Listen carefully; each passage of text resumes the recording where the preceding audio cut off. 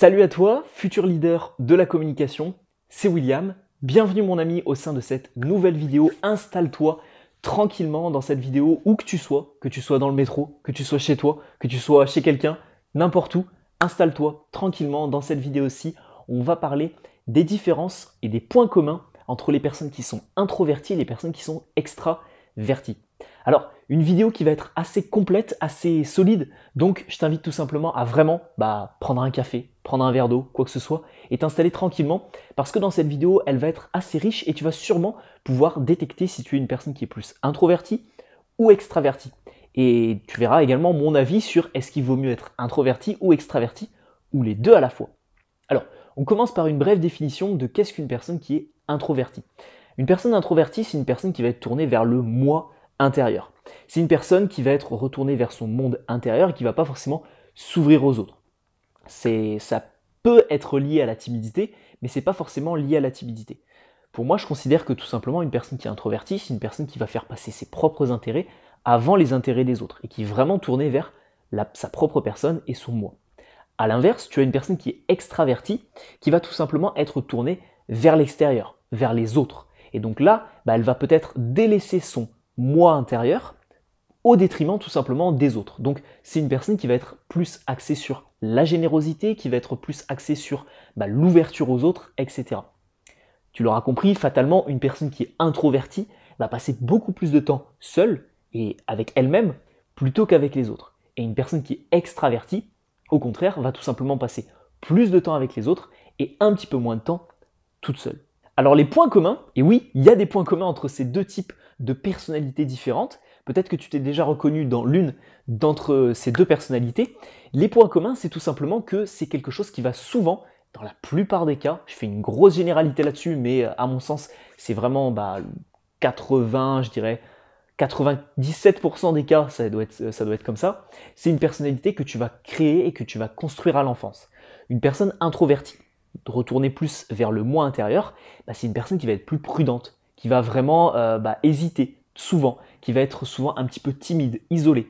Alors qu'une personne qui est extravertie aura plus tendance à risquer les choses, aura un petit peu un goût certain pour le danger et un goût certain pour le fait d'être entouré et d'être accompagné. Et le point commun entre ces deux catégories de personnes et ces deux traits de caractéristiques, c'est que tout simplement c'est quelque chose qui va souvent se créer à l'enfance. Si tu as eu une enfance où tout simplement tu as été par exemple un petit peu seul, un petit peu isolé, tu t'es pas forcément tourné vers les autres, eh bien malheureusement tu vas être quelqu'un de plus introverti. Enfin, je dis malheureusement, mais c'est pas forcément malheureux, tu vas être quelqu'un d'introverti. A l'inverse, si tu es quelqu'un qui était toujours avec du monde, qui était toujours avec d'autres enfants, qui était toujours avec d'autres adultes, etc., tu vas être très extraverti et tu n'auras aucun mal à être avec les autres plus tard dans ta vie. Donc le point commun, c'est que c'est quelque chose qui se crée à l'enfance. Est-ce que c'est quelque chose qui est bloqué, qui est définitif? Bien sûr que non. Tu peux travailler là-dessus, des personnes qui sont timides et introverties, qui arrivent à devenir beaucoup plus extraverties, voire même totalement extraverties, et de passer de l'un à l'autre. Je te dis pas que ça va être simple, je te dis pas que ça va se faire du jour au lendemain, mais bien évidemment que tu peux passer de l'un à l'autre sans aucun problème. Maintenant, voyons les différences. L'une des principales différences, comme je te l'ai dit, c'est qu'il y en a une qui est plus tournée vers le moi, la personne introvertie, et la personne extravertie est plus tournée vers l'extérieur, vers les autres. Ce qui est intéressant de comprendre, c'est au niveau de l'énergie, comment ça se passe. Et en fait, c'est antagoniste. Pourquoi? En fait, une personne qui est introvertie, quand elle va être toute seule, elle va se sentir bien, elle va regorger d'énergie et elle va vraiment faire le plein d'énergie. Parce qu'elle va être toute seule, parce qu'elle va s'occuper d'elle-même, parce qu'elle va avoir ses petits projets, etc. Par contre, quand cette même personne qui est introvertie va être en public, va être avec d'autres personnes, va être avec des amis à elle, etc., du fait qu'elle est introvertie et qu'elle se sent mieux toute seule, ce qui se passe, c'est que ça va lui prendre énormément d'énergie à être accompagnée, à être entourée. À l'inverse de ça, et de manière antagoniste à tout ça, tu as la personne qui est extravertie.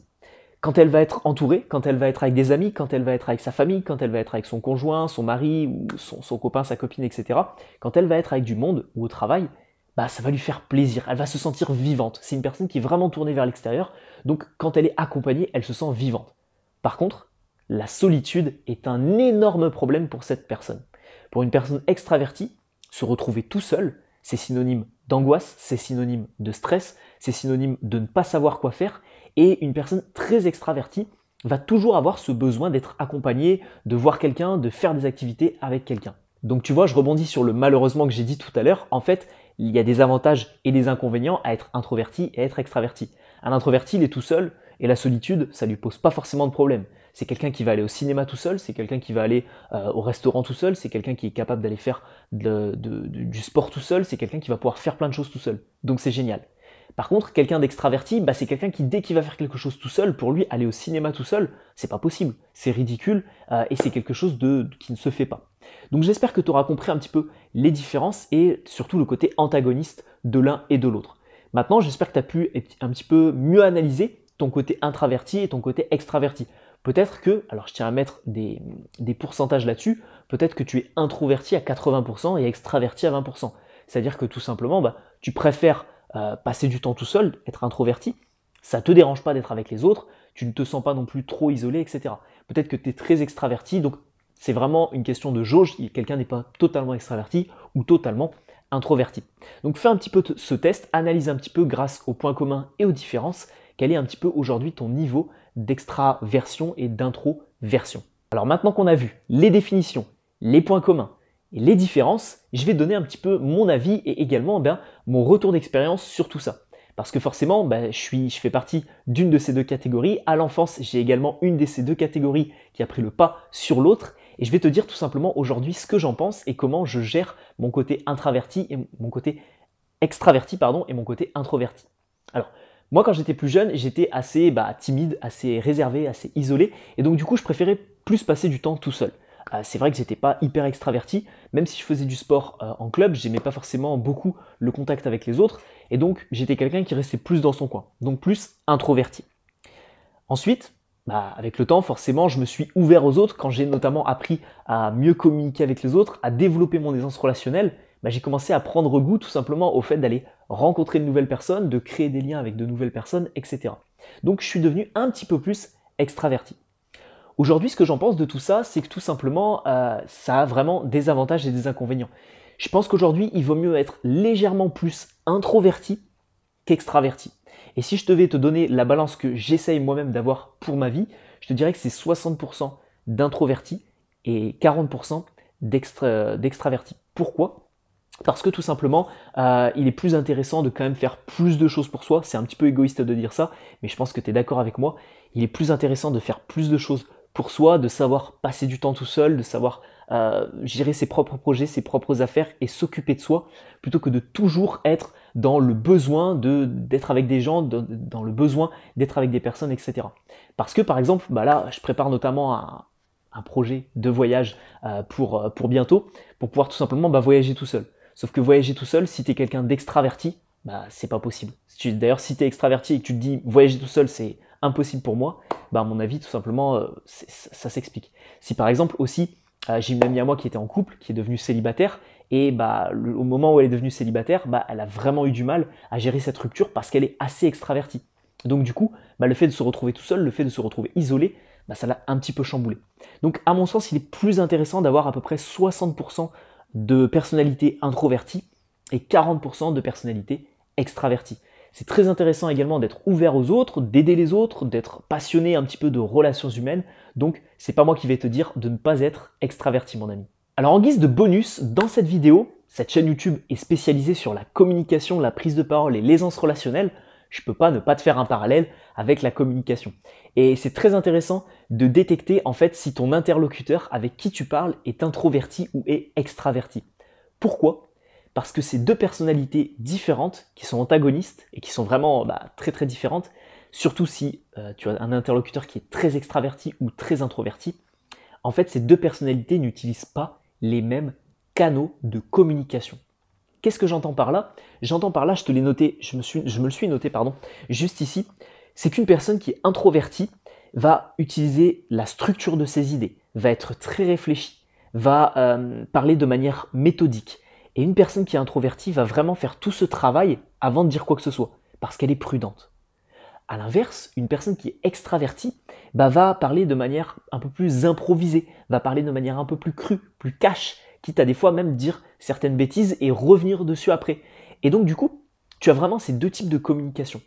Le problème, c'est que quand ces deux personnes et quand tu as une personne très extravertie qui communique avec une personne très introvertie, ce qui se passe, c'est qu'il y a ce problème en fait en termes de communication. Il y a également un deuxième problème, c'est un peu plus lié au mécanisme relationnel et au mécanisme un petit peu de relations sociales, c'est que tout simplement une personne qui est introvertie va prendre moins d'espace et va faire un petit peu moins de boucan qu'une personne extravertie. Je pense que tu as un petit peu cette image en tête d'une personne qui est un petit peu timide, réservée, qui arrive avec un argumentaire en béton. La personne, elle l'a travaillé pendant 3-4 semaines face à une personne extravertie. Et la personne extravertie, elle bouge, elle crie dans tous les sens, elle lui dit « Oh non, mais laisse tomber, c'est pas grave, etc. etc. » Et donc du coup, il y a ce problème en termes de communication. Il y a à la fois l'aspect communication pure et également l'aspect body language, la manière dont la personne communique de manière non verbale. C'est-à-dire qu'une personne qui est extravertie va prendre de la place, va peut-être lui dire « Oh non, mais c'est pas grave, on va faire ça autrement, ne t'inquiète pas » et sera bien plus à même d'être plus imposante à l'oral. Donc, attention à ça, identifie bien en communication si ton interlocuteur est très extraverti ou très introverti. Ça peut être intéressant pour pouvoir ensuite adapter correctement ta communication si toi aussi tu es très introverti ou très extraverti. On arrive au terme de cette vidéo, mon ami. Comme d'habitude, tu es libre de recevoir. Tu as une petite miniature qui s'affiche juste ici, une formation gratuite sur la prise de parole, l'aisance relationnelle et la communication. Tu accèdes à ce cours en ligne et à ton espace membre privé et gratuit en cliquant dans la description de cette vidéo ou sur la petite miniature qui s'affiche juste ici.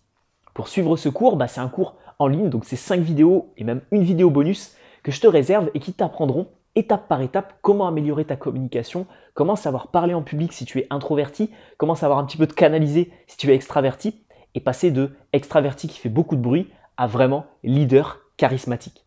Si ça t'intéresse, je te laisse cliquer dans la description de cette vidéo ou sur la miniature qui apparaît juste ici. Je te laisse aussi t'abonner à cette chaîne YouTube et la partager avec tes amis qui sont introvertis, qui sont extravertis pour tout simplement les sensibiliser à tout ça et peut-être les aider. On se retrouve sur la formation gratuite. C'était William. Prends soin de toi, futur leader.